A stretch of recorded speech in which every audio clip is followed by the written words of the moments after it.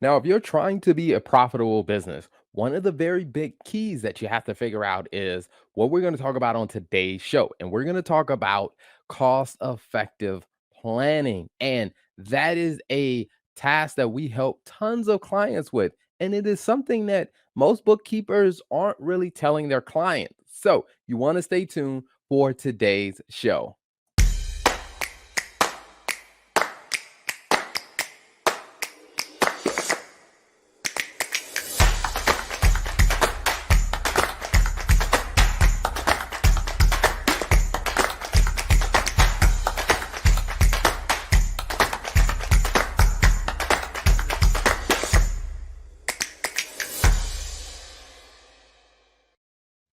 So, as I said, welcome back to the stuff that your bookkeeper isn't telling you. And on this show, we talk about some great topics. And today we're continuing the profitability series. So, let me bring in the co host, Lola Turner.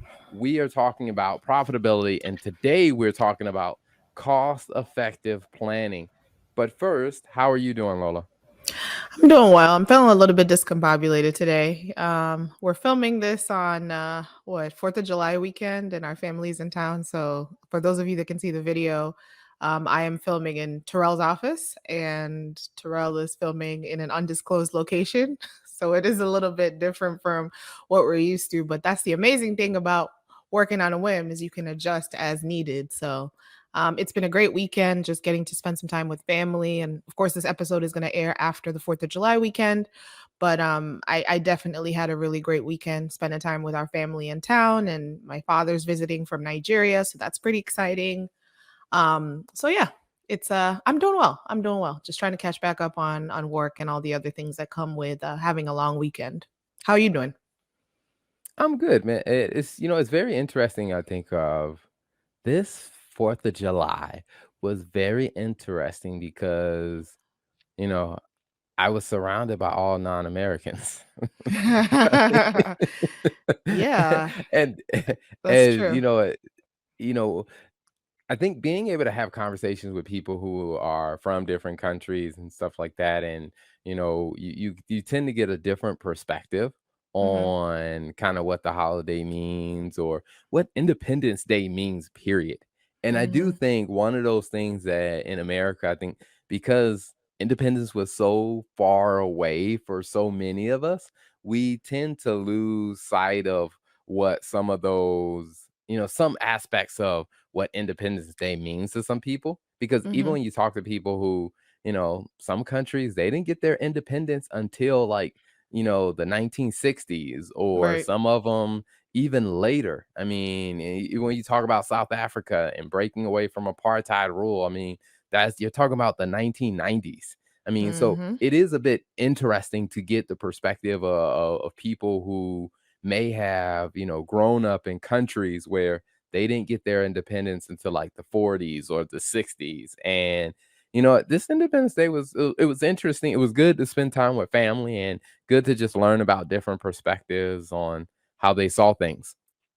Yeah, it's one thing. My mom woke up this morning and she was like, "Man, I am so bothered." And I was like, "Why are you bothered?" She's like, "I didn't get to see the fireworks last night, or day before yesterday." She was like, "Man, I didn't get to see the fireworks. Like that's a big deal because like we are the neighborhood that we live in. It's kind of like in the middle of I guess South Carolina and North Carolina, and it's always a great view because you can see downtown Charlotte from certain parts of the neighborhood. And so we've done this, I think they've been here what twice now for 4th of July. And so every Yeah. year we'll kind of go walk around right around 9 o'clock. We'll see the fireworks go up, and my mom always gets excited, and she was very disappointed that she was not able to do that, partly because everybody went to bed so early. But it was definitely a great weekend. And that's actually interesting to share that perspective. I did realize after you said that your parents came up for a little bit, but other than that, you were fully surrounded by Nigerians, Kenyans, and Sudanese. So good diversity from Yeah. across the So I mean, continents. it was really good. I mean, I think of it's really good now, like kind of getting back into the swing of work things before I need to hop on another plane, head out for another trip. So doing some more things. I'll be back at Notre Dame, back in South Bend, um, doing a race Gosh. up there, as well as meeting with some of the accounting department, some of the people in the department there, doing some meetings there. So I'm always working business, even when I'm traveling for leisure stuff. So we'll make it happen. But people showed up because they didn't want to hear you and I talk about our 4th of July weekend. They came because they wanted to hear you and I talk to each other, or to have a conversation about profitability. Now, That's one true. of the things we've been doing is this series called Profitability. And last week we talked about smart pricing. This week we're going to talk about cost effective planning. So, when you hear the words cost effective planning, what comes to mind? I I think the first thing that comes to my mind is planning effectively, planning how you spend your money effectively. I mean, I think, just simply taking the words and breaking them down, that's what it means to me. And I think every business really needs to understand cost effective planning. And it goes beyond just not spending any money. I think you really need to be strategic about how you're planning your costs for your business. And I'm super excited to talk about the topics we're going to talk about specifically for this episode.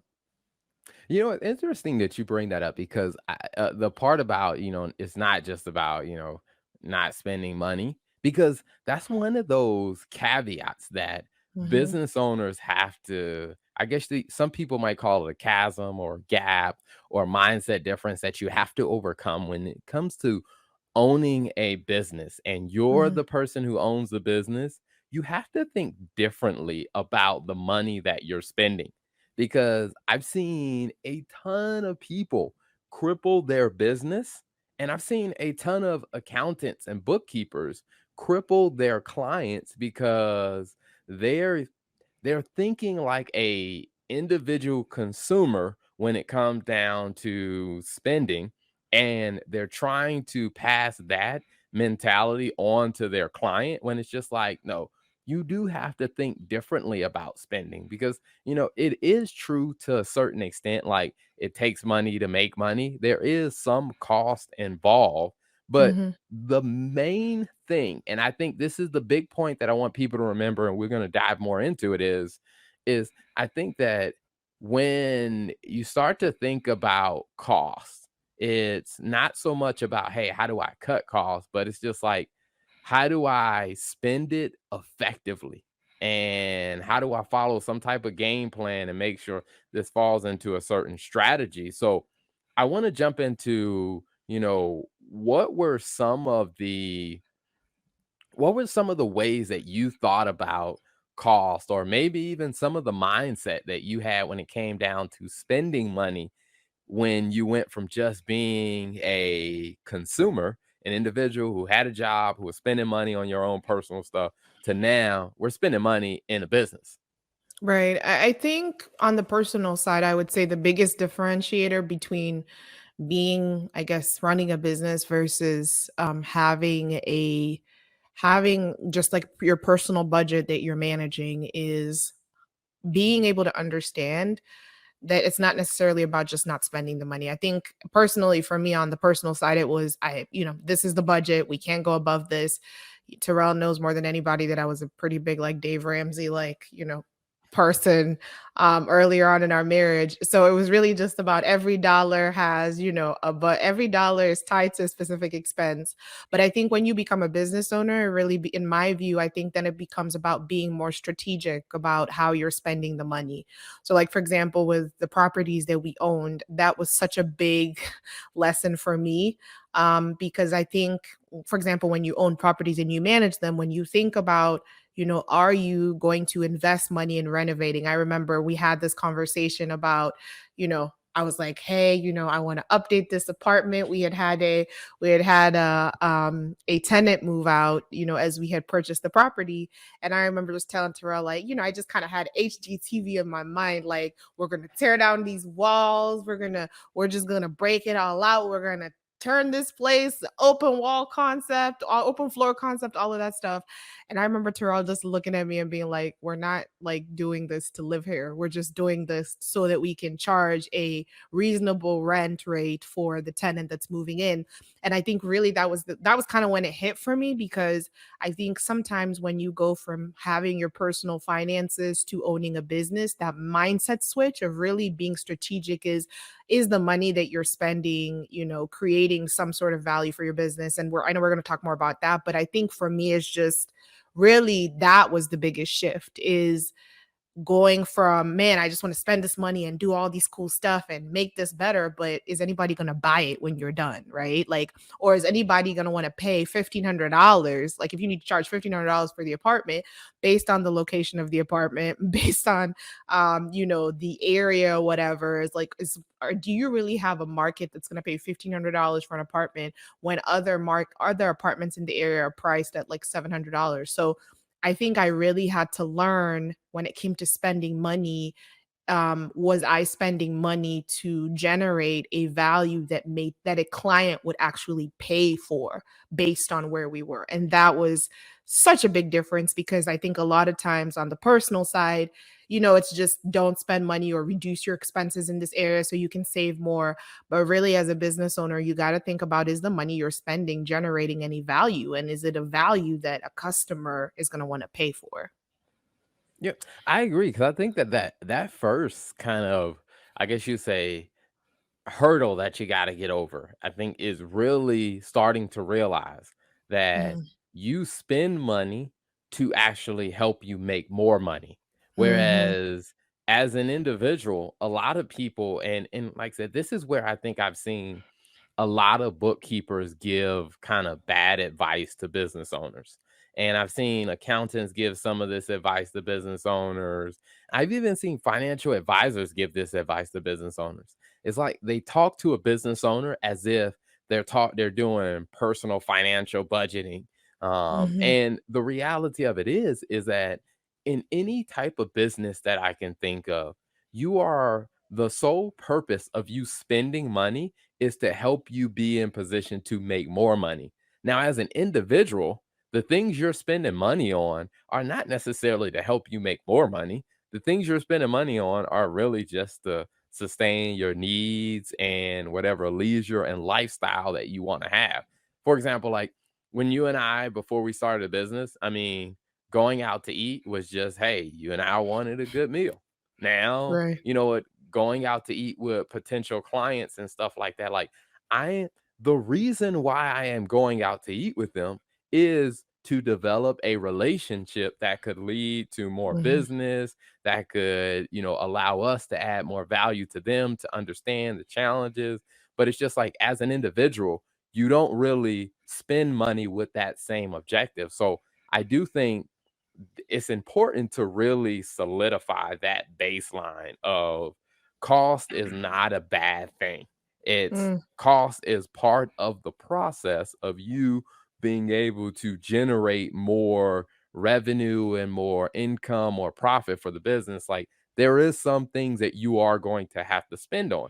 Now, the key is, how do you get effective and plan it so that what you are spending on actually gives you more than it takes away from you. So when we start to think about, kind of cost effective planning, some of what's the first tip that you would think about? Like, hey, a person's trying to go from, they finally recognize I need to spend on something because Mhm. spending is part of the process. What's one of the first things that you think they should kind of understand or tip when it comes, if they want to be, effective planners when it comes down to cost? I mean, I think the biggest thing is understanding what the heck you're spending in the first place. Like, it sounds so trivial, but it's so important. And I think this is where, like, I would say, if you don't know what you're spending and you've been in business, you are running an active business, and you can't tell me what you're spending, it's probably time to fire your bookkeeper if you have one. Because that is like the basics to everything. And I think sometimes as bookkeepers, like, we just think, or just as finance people, you're just like, well, that's the basic. Like, I remember I was having a conversation with someone recently, and he was saying, one of the challenges that a lot of the these business owners he's working with are, part of a local Charlotte organization here that helps business owners. And he said a lot of the challenges that these people are having is they just don't understand, like, when it comes to like mixing up their personal and business expenses, when it comes to knowing how much their business is actually spending, like they don't get it. And as an accountant, you're like, that's the basic. Like that should be the fun. Like that should be the first thing that you do for your business. But I think that it's easier said than done, especially when you're, I mean, if I'm going to be fully transparent. I think especially when you're running a business, it's so easy to get focused in on the details of running the day to day. But that's why you have a bookkeeper and a finance person to kind of help you put those numbers together, because that, I would say, is the number one thing. Like, first of all, you need a P&L, you need to understand what the heck you're spending. And if you don't do that, and if you have a bookkeeper, or you have an accountant, or you have someone who's calling themselves a CPA and they signed up to help you understand that, and they don't, like, this is the stuff your bookkeeper is not telling you, and it is time to fire them. Okay. That is my You I'd know, say that's the first thing. I think that's a really good place to start. I mean, because there are so many people that are working in a business, or they're working the details of the business. They're doing different stuff. And I run into this a lot. Even people that are running businesses that are, doing more than $1 million a year. Like, I've talked to law firms a lot about, what's going on in their business. Like, hey, well, what does your profit look like? Like, they may know what their revenue looks like. Like, hey, we did this much money in revenue. And when you get into law firms, sometimes what they think is their revenue is not really, because you got trust Mm, accounting, like not all the money that they've earned. So not all of it's revenue, but they're like, hey, we had this much come in. And then I'll ask the question, well, what did you spend the money on? Like, what do your expenses look like? Like, what's going out the door? And they have no idea what they're spending their money on. And I'm like, mm, okay, all right. If you're going to get, you know, I'm gonna say effective with planning and maximizing your profitability, we got to understand how much money is leaving the business and what is it leaving the business for. So mm, I totally agree with your point, because I was talking to earlier today. I was talking with a business owner, and um owner of a law firm. They're doing some great work. And one of the things that we were talking through was like looking at the financials and really trying to wrap our mind around going through it and understanding, all right, what is this expense? Like, hey, how much are you spending on this? Like, what is this line item? And I would say without fail, we always find something in the profit and loss. I know you used the word P&L earlier, but for those that don't understand, P&L means profit and loss statement, or income income statement is statement. another name for it. But we always find something in there where I ask, okay, I see you are spending money on, like, what is in this account? And the response I usually get is, I really don't know. I'm just like, Mhm. okay, let's look at it. Let's figure it out. Or, hey, has your bookkeeper explained to you what this is? Like, what are they putting in this account? Because I see that there's thousands of dollars that you're spending on this. What is it? Like, you probably should get an idea what that is. And I think, like you said, if you don't start with understanding, what are you spending your money on, you won't really know where to make some changes. Now, have you seen some situations or stories where people have just been, going and going, but didn't really understand where their money was going? And when they finally got a chance to look at it, it's like almost like light bulbs went off for them. Yeah, I think I've seen that with a lot of the people that I've worked with in the past. Like, I think the biggest thing was one of the sales leaders that I worked with. I think it almost became like once he finally got it, it was like an adrenaline shot for him. Like, he would call me and be like, "Hey, I need to see what my numbers are. I need to see what I'm doing." And I think prior to that, like, because one of the things that before starting a business, honestly, I honestly felt like we were being so basic. Like, hey, know what your numbers are. Like I felt like, man, like that's just like the basic. Like everybody knows this. Like we're not sharing new information with anybody. But the more and the longer we did this, and the longer I worked with like different business leaders, and the longer I worked with people that were not finance people, I realized like how simple, like just knowing your numbers, to us it may be simple, but it makes such a drastic difference. I think like the sales leader one is a good example, to where he was saying, hey, I just want to understand, like, what have we done in sales so far, like what do I need to do to close the gap, what does my team need to do to close the gap, things like that, that oftentimes, like, you underestimate the value of it as a finance person. And that's why I say, bookkeepers, if you're a bookkeeper and you're listening to this show, don't underestimate the value of what you consider to be simple to your clients, because especially if they're not finance or accounting people, like it just makes such a big difference. I'll give you another example, which is a more personal one that happened today. My sister is considering, she's applying to nursing school, and we were having conversations with her about, hey, okay, where do you want to go? And she was just running off at the mouth and telling me, okay, these are all the schools. She went through about like 4 or 5 of them. She was like, yeah, this school, this school, this school is this school is that, but I don't really know. She was just really feeling frustrated because she didn't know what decision to make. And I was like, all right, finance and accounting mind, let's make a list, right? And let's put the numbers together. What's the cost of this? How much does this cost?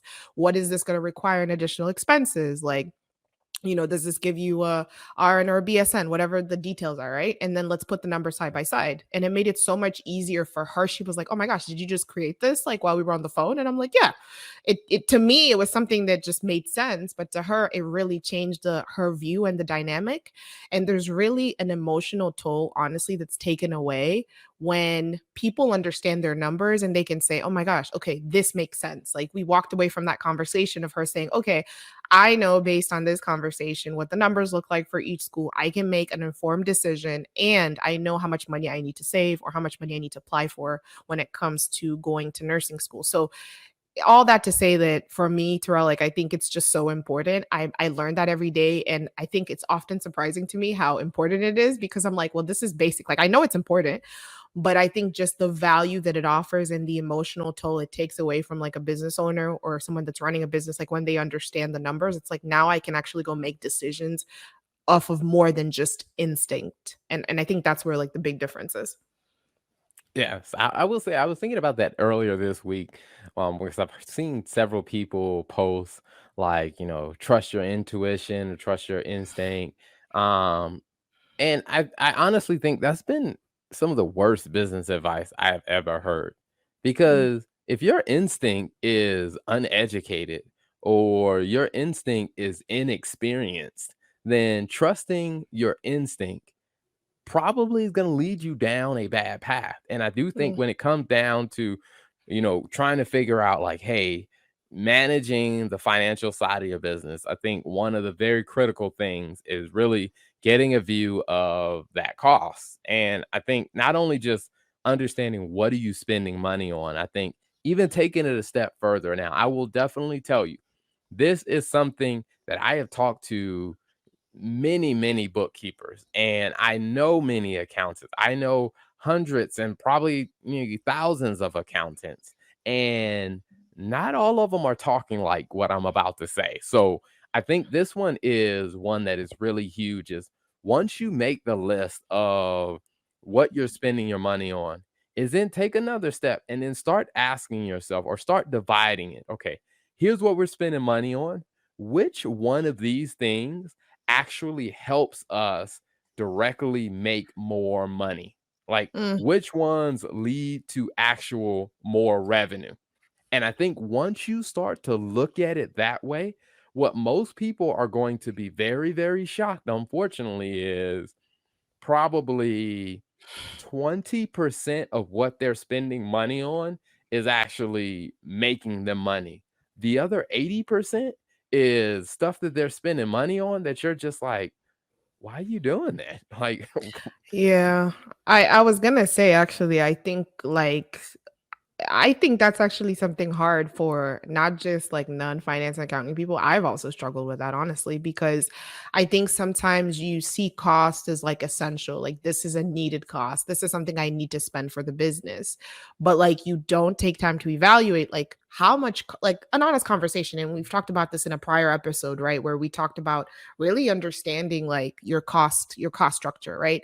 How much of what you're spending is actually helping you bring business in, how much of what you're spending is like a necessary evil, right? So like you need it to run your business, and then you have all the other categories that we talked about. But I think really when it comes down to it, like it took me a hard time. Like I'm just now getting to the point where I'm like, okay, like when we have conversations, like for example the conversation we had last night about like, hey, this new finance person that we're hiring for the business, like the idea is that they're going to bring us XYZ more clients because they'll be able to, or, they'll be able to support XYZ more clients. So there's actual revenue tied to that person. I didn't think like that because I think sometimes like you're just like, oh, well, I just need to hire this person to support my business. But then you have just increased your costs, but there really isn't a direct correlation to revenue tied to that. And I think if you don't have that honest conversation with yourself about like, okay, is this person going to help me generate revenue directly or indirectly? Like you're going to end up like, okay, my cost is going up, my margins are reducing, but my revenue isn't going up to reflect that. So that I think is really just goes beyond like it's a mindset change. I think not just for the non-finance person, but also I think it applies to everybody. And I'm a personal testament to like the fact that it has taken me a while to kind of get to that realization for our business. Yeah, I mean, and I think it goes back to that, that baseline mindset of one of the main reasons why you're spending money is to help you make more money. And Mhm. so the what I tell clients and what I even tell myself is look at all the money that, you're spending, Terrell, in your business and ask yourself, how much of this is helping you make more money? Or and one of the things that I had to get honest about is I was like, "Oh, we were spending way too much money." And I did the same thing with our time. Is like, where are we spending most of our time? And is that the thing that's helping you generate more clients and more revenue? And when I looked at that, one of the things I had to get honest about is I'm like, we were spending about 90% of our time on things that were not directly driving revenue, to where only 10% of our activity was focused on directly driving revenue. And when you think about it from that perspective and you ask yourself, you Mhm. say, okay, all right, if I have $100 and out of that $100, I'm gonna spend 80 of it on stuff that's just, different stuff that I wanna do in the business. But out of that $100, I'm only spending 20 of it on stuff that's gonna help me make more money. And the question you would have to ask yourself is like, why would any serious business owner do that? I mean, if anything, what you would probably do is, kind of start shifting that scenario around and spend, more money on the things that help you make money Mhm. and less money on the things that are maybe nice to have and stuff like that. Like one example, like we that you and I looked at is when I looked at some of the things like we were paying for like, different podcasts, and it's a simple example, but it was only like 12 bucks a month or whatever, in the early days. But one of the things that I asked myself, I'm like, we don't have to keep 5 different podcast shows running. Like, Mhm. which ones are actually helping us get clients?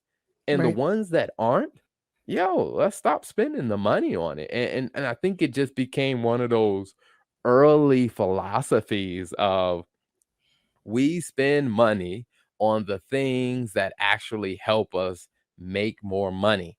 And I think that once you start to think like that, I think it really allows you to take your effectiveness about what you're spending money on to a new level. I mean, I guess were there Agreed. any other examples you thought about kind of where you've kind of made that, mindset shift as it comes to spending money on revenue generating things versus overhead or nice to have things? I think the more immediate one that I can think about is just when it came to maybe the marketing part of our business, like really understanding like what marketing cost was actually generating some sort of revenue potential versus the marketing cost that was just nice to have. Like for example, like spending $20, take that back, spending $200 in a nice fancy mic may not generate additional revenue. But sometimes it's nice to have. But I really think just as simple as it comes down to like, and I think it really took me a while. Like I remember I wanted to get this super nice mic, which I'm still planning on getting for the podcast. At some point, maybe I'll request it as a birthday gift. Who knows? But I remember having this conversation with Terrell, and I mean, I was like, I think I actually ordered it. Yeah, I ordered it. And I remember like it came in the mail and I was like, he's like, what is this? And I'm like, oh, it's my new mic, like for the podcast. Like I wanted to bring it, try it out. And if it's really nice, then we can get, one more. And I remember he just looked at me and he was like, no. And I was like, what? Like, what do you mean no? Like, this is the top notch mic, like used in all of like the podcasting space. Like, don't you want our sound to sound crisp? Don't you want our sound to sound amazing? He's like, Lola, we don't need another fancy $200 mic. Like, not another one, but like we had spent so much money on like gadgets when we first started recording videos because everything was just like, oh, this one, buy this one.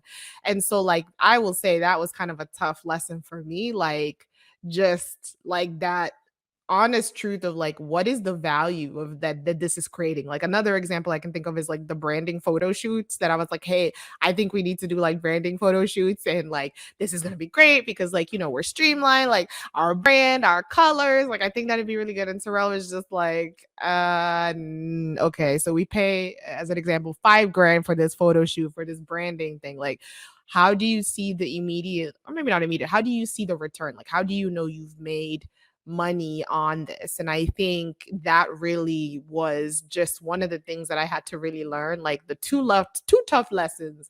I feel like the branding one was a little bit, more made more sense, but that mic one took me a second because I was like, it's $300, it's $200, is not really a big deal. Like I don't understand why we can't just spend $300. Like it's not breaking the bank. And really, it really comes down to just a mindset, right? And like, how are you thinking actively about your business? And are you doing that in every decision that you make, no matter how small, because to us, like $200, okay, it's $200. But I will say, yeah, that definitely stuck with me. How about you?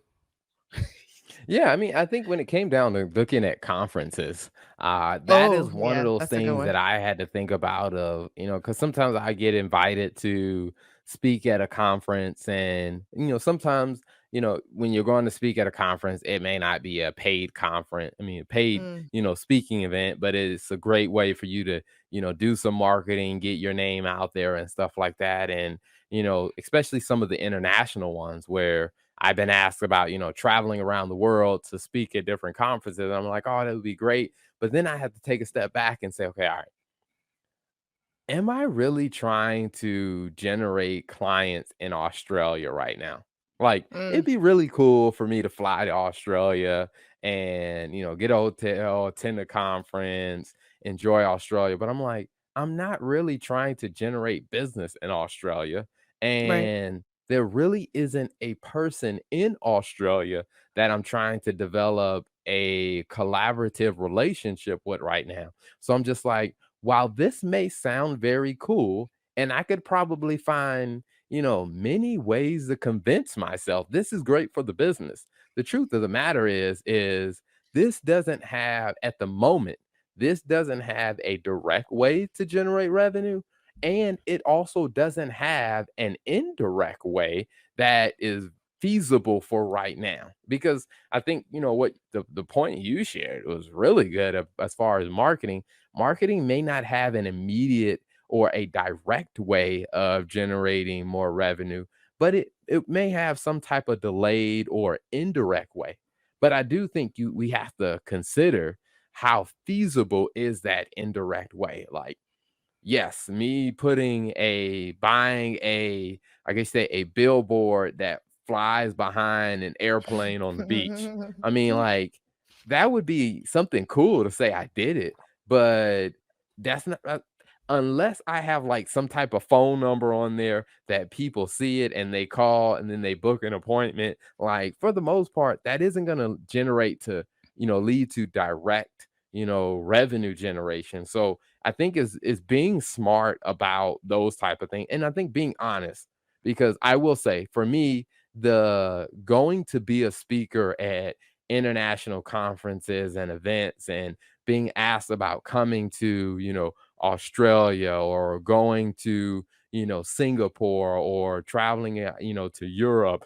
And those things were huge ego boosters to where I'm just Mhm. like, yo, I can say that I spoke on a stage in Australia, but it's just like, Terrell, is that really the smart decision for the business? Like, do That's you a have something different you can do with your time and money? that's a good point. I think the ego boosters are really big. Like for me, the I mean, again, like a mic and speaking at the speaking engagement. Okay, not the same, but that's not the point. Like this is about my mic. I think definitely the mic was an ego booster because I was just like, man, like we're legit. Like we've been doing these podcasts for years and we don't have like the mic, the Rhodes, whatever, popular mic. And if anybody's listened to, this and has connection to Rhodes, if they want to sponsor the show, we are more than likely to to accept sponsorship for some mics. But I think it was really like an ego booster as well. And like the point that you made about like the conference, I think was a really good one because I think with the conferences, like, or even actually, let's go to the marketing one. Like, even the marketing one, like, if you put it a large banner like on the beach, like flying with the number, the question I would ask is that even where your prospective or potential clientele is? Like, we don't have lawyers are not, on the beach unless they're on vacation chilling. Like they are in court. Okay, so if you really want to market to them, like put your signs up in the court, law, outside the courthouse or something. But like, I think that's also something you have to think about. Is I think sometimes we think like, okay, this is the best thing, this is what I want to do, but really, it kind of goes back to the point I made earlier. Like, is this what something your prospective client is going to want to even spend money on? Like what you're marketing, like is it really reaching them, and is it really an incentive enough for them to want to spend money on that particular thing? Yep. And I think that requires you to actually understand your own business. Like you first have to understand how do you really make money and who actually buys your product and where do you find them? How do you connect with them? And it's something that we've had to do over and over is to look and say, okay, all right, there's all these people that are talking about advertising on this social media platform, or you got to get on this. And one of the things we've done is we've tried it for free or we've tried it at a low cost to kind of test a little bit. And then also just doing a lot of legwork of looking and seeing are the people we are trying to reach, like, we serve lawyers and law firms. I mean, are they on that platform and are they engaging on that platform? And if there is another option where they are, it's just like figuring out, hey, how do we be more effective with the money that we are spending? Mhm. Now, I will say that there will be an element of money that you spend in your business that isn't directly tied to generating more revenue. And I think that is fine because I think what you have to do if you're going to be effective about planning your cost out is being able to keep an eye on how big a percentage that grows to because there are things that we still do spend money on that isn't directly tied to generating revenue. Like, I mean, even when it came down to some of the production stuff, like buying nicer cameras or buying more lighting equipment and stuff like that. I mean, Mhm. we we didn't have to spend money on those things, but I think we kept it within a manageable range. And I think even, in doing others type of stuff like, we talked about this before about like, doing outings with the team or doing outings with the employees, like traveling. Like right now, we're in the process of expanding. We have some employees that are in the Philippines. At some point, I'm gonna have to hop on a plane and fly out to the Philippines to meet with our team and to have lunch with them, see how they're doing, to check on them. That isn't going to directly lead to revenue. but Mhm. it is something that will indirectly help, the team. And it is an expense that I think that we should plan ahead for because, like I said, not every expense is going to be something that has a direct tie to revenue. So you do want to make sure you do have room in your budget for you say directly revenue driving activity. Yeah, no, that's a really good point, and I think just even the reality, like, the whole culture thing I know has been overused, but really, like, you can't put a price on having happy employees or having a happy work environment, right? So, like, I think a perfect example is this mic. Like, this mic makes me happy, and like, I think we should consider we should reconsider purchasing that microphone because again, it's about your employees being happy and and it's much cheaper than a flight to the Philippines, and you have not customer employee happiness with the purchase of this mic. But I digress. What's our next what's our next But I think one? that I mean that's a good point about the welfare of your people. Mhm. And a lot of times bookkeepers aren't necessarily talking about that because a lot of times bookkeepers, I find that they have this mentality that, I guess I call this like the poor person's business is the way that Mm. I call it, is where their whole focus is not on how do you grow and expand your profits. Their focus is on, well, how do you cut costs as much as you can? And the thing is, you can only cut costs so much before you start to hurt your business. And one of the things that even you and I had a conflict on at one point where you were bringing up to me about, hey, we need to cut this cost, cut this cost. And I was like, Are we talking about the what personal or the if business side? What are no, you on talking the about? business side, I was like, Oh, okay. what if instead of and it was probably around the time where you must have been listening to more Dave Ramsey, which I mean, I don't think anything's wrong with Dave Ramsey. I just think the advice he gives is more for personal finance and business than Shout out to managing a Uncle Dave. business. Shout out to Uncle Dave. If And he also wants one to of the sponsor things this that episode, we are welcoming it. Okay. and one of the things that I think you were talking about a lot of is, hey, we need to cut costs here. Do we need to spend? And I'm like, okay, while we're spending all this time talking about cutting costs here, I'm like, could we just leverage what we're doing in this space to then grow and expand, build more relationships? 'Cause I think it was around the time we were thinking about hiring a virtual assistant. Mm. And one of the things that even I heard other bookkeepers say, and even you and I were having this conversation where people are like, well, why would you spend the money on that? Those are tasks you can do yourself. Like you can save money and do it yourself. But I'm like, but then my business couldn't grow as fast. Like That's really the good. purpose of hiring this person is to take some of the routine tasks off of my desk so it can free up my time to then go deliver more revenue. And so one of the things that we looked at and said, okay, all right, if we hire this person, how many new clients do we need to bring on board to cover cover that new hire's cost? And so one of the things that I start telling other business owners and all of our clients is like, okay, you want to hire a new attorney, or a new associate, or a new paralegal, or a new legal assistant. All right, how many additional clients do you need to bring on board to make sure that you can cover that cost?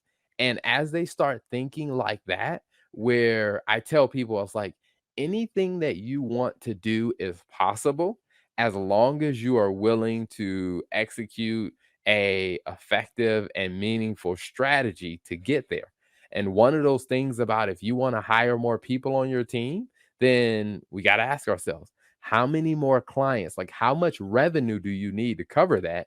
And then how can we build that as part of the strategy? Like, hey, when you bring on two more clients, then we'll move forward with hiring that person. Or, hey, you're going to hire that person today. Your goal is to go find two more clients a month so that decision makes even more sense when you look at it that way. Yeah, that's really good. And I think I would think about it the way that I think about it is like a dollar. And again, this sounds like I want to make sure like this doesn't sound bad, but like for me, I envision it as like your revenue generating potential. It's like, for example, if you have like, and I think if you think about like a corporation, I think just think about a sales team. The reason why the sales guys, like the really, really great sales guys, the guys that have been there 45 years, 60 years, the ones who can sell in their sleep, the reason they get the really like big fish or the really like, the larger clients is because they can land those with ease. So like the way that I think about it that's helped me is what is the revenue generation potential of each employee that you have in your business. And so if like you have like for example myself and Terrell like or Terrell, I'll use Terrell you as an example, like you are incredibly high generating employee in the business, right? Because not only are you savvy on the accounting and finance side, but you're also savvy on the sales side. So like we don't need to have you spending your time shredding papers in the office. Like we need to have you spending your time out there meeting people and having lunches, fancy lunches, and flying to the Philippines and all that good stuff. Like that's where your time needs to be. But I think, and that is why, we are supporting your trip to Paris and we're standing in solidarity with you, even though we're not going to Paris. But those are because I know the business is going to come out of that trip. But I think, in all honesty, like I think that's how I view it is just the question of like, what is the revenue generating potential of this individual? Like the ones that have a higher, higher revenue generating potential shouldn't be the ones spending time on low revenue generating activities, because if you put yourself in that position, then like you said, Terrell, like you can't grow. And I think about it over and over again, like when my sales leaders would be like, well, I'm spending more time doing back office work than I'm actually spending time selling, like what they're good at is selling. And so like as a business owner, you really need to be able to think about that. Like for your business, like are you having people that are your higher revenue generators doing tasks that are generating that are low revenue generating? So it's almost like a map, right? Like activities that they're doing, is it low generating revenue activities? And are you having your high revenue generating potential employee working on stuff that is not value add? And I think that is so critical, because if you don't, then you are putting all this money in and you're more than likely paying that higher revenue generating person more money, or the potential more money, but your end result is significantly lower than like what they're actually giving you back for the business. I think those are excellent, excellent, excellent points. And, it really just takes that level of maturity of thinking like a business owner, of really managing those very real factors when it comes down to the results and the success of any type of business venture. And some of the things that we're going to continue, I think we already have in the lineup for you and I to talk about in the profitability series. Some of the things you mentioned about, like with the process, like really designing your processes for profitability.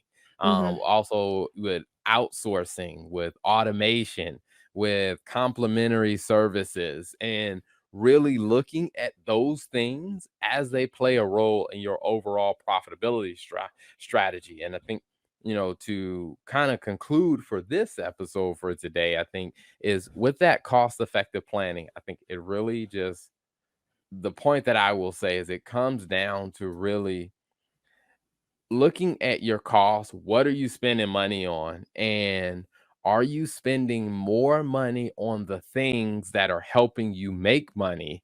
Or when you really look at that and you honestly look at it, you're spending more money on things that may make you more comfortable, may stroke your ego a little bit more, but those are not the things that are actually helping you make more money. And if you think about the basic mindset of any business, the reason why you spend money is so you can make more money in your business. But if you're not spending money on those type of things, then the question you got to ask yourself is, are you really being effective when it comes down to how you're planning the cost side of your business? So thank you for tuning in. Be sure to stay tuned, follow us on all the social media platforms, and until next time.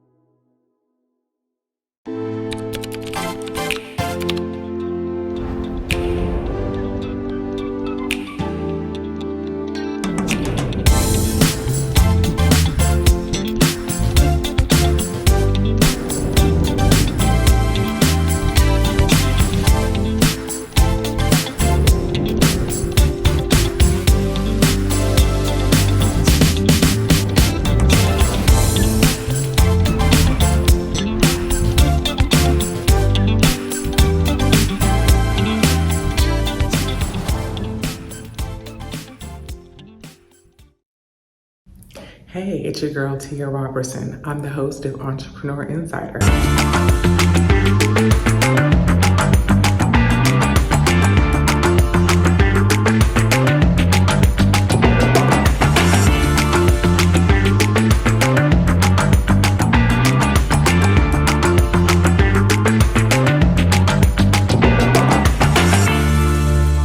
Right here on RETV every Thursday at 6 p.m. Eastern for entrepreneurs and news that you need to know about. See you there.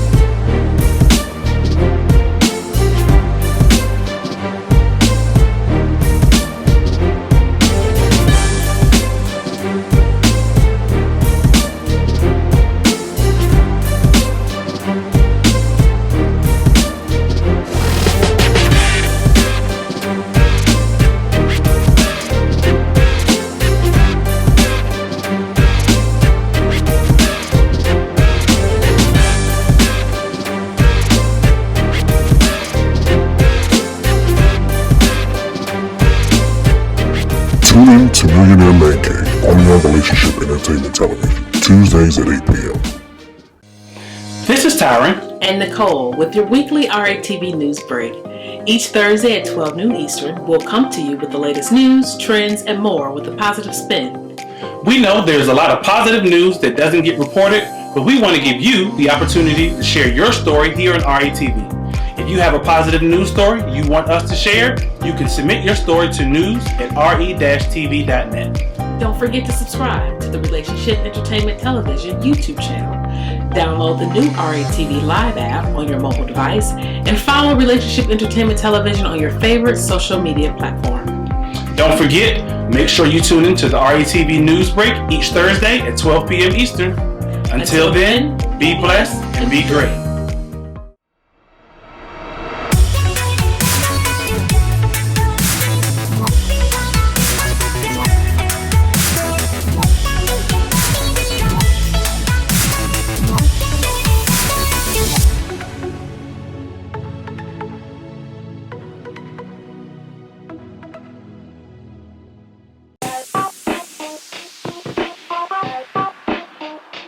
Welcome to What's Going On? My name is Demita Joe. Each Wednesday, you can find me here at 3 p.m. I'll be over here discussing different things that are going on and try to bring you a boost of positivity for your week because we all need this. We're going to share some feel-good stories. We might find a hometown hero. We may take a look at some trending topic. And sometimes we might even find a lesson in a not-so-warm and fuzzy story if we can. I'm Demita Joe, and I'll see you guys on the next episode right here on What's Going On?